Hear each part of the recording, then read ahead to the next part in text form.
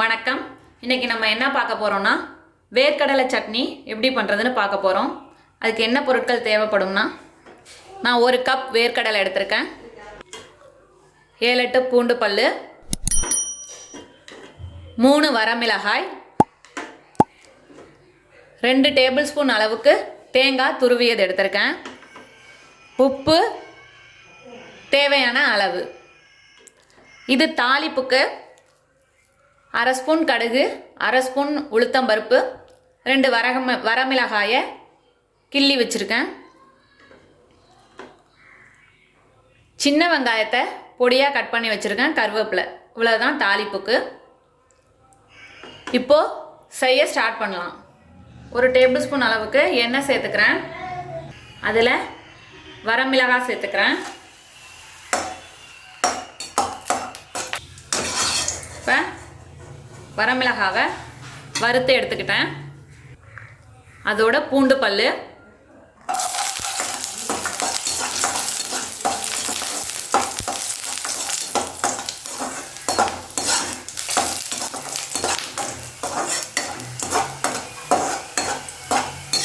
அதையும் வறுத்து எடுத்து வச்சுக்கிறேன். இப்போ அதில் ஒரு சின்ன துண்டு புளி சேர்த்துக்கோங்க. இது நான் இன்க்ரீடியன்ட் சொல்கிறப்ப சொல்ல மறந்துட்டேன். சின்ன துண்டு எடுத்துக்கோங்க.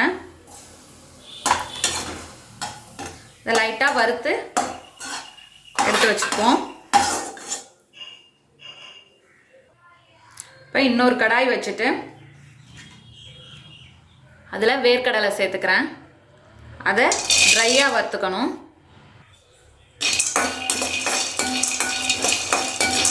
ஒரு 2 நிமிஷம் வறுத்து எடுத்துக்கோங்க.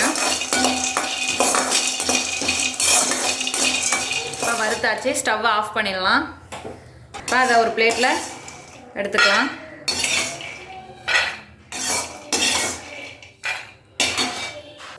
இதை தோல் நீக்கி எடுத்துகிட்டு வந்துடலாம். இப்போ தோல் நீக்கியாச்சு. இப்போ இதை ஜாரில் போட்டு அரைச்சி எடுத்துகிட்டு வந்துடலாம். இப்போ ஜாரில் கடலை சேர்த்துக்கலாம்.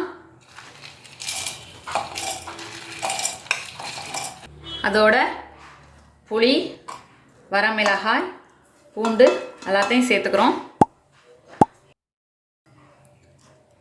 2 டேபிள் ஸ்பூன் அளவுக்கு தேங்காய், கம்மியாகவே சேர்த்துக்கிட்டேன். உப்பு தேவையான அளவு.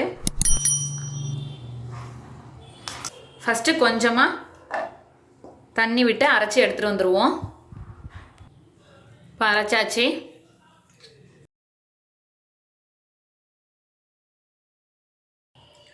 ரொம்ப கொரப்பாக அரைச்சிடாதீங்க, ரொம்பவும் நைவாக அரைச்சிடாதீங்க. இப்போ தண்ணி சேர்த்துக்கலாம். இப்போ அதே கடாய் வச்சுருக்கேன். தாளிப்புக்கு நல்லெண்ணெய் சேர்த்துக்கிறேன். எண்ணெய் சூடானதும் கடுகு, உளுத்தம்பருப்பு, வரமிளகாய் சேர்த்துக்கிறேன். அதோட சின்ன வெங்காயமும் கருவேப்பிலையும் கட் பண்ணி வச்சுருக்கேன்.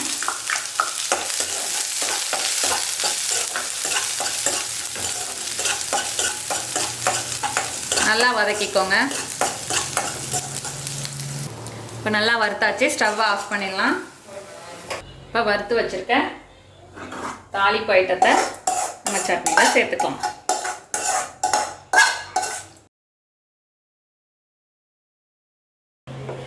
அவ்வளோதான், நம்மளோட அருமையான அற்புதமான வேர்க்கடலை சட்னி தயாராகிடுச்சு.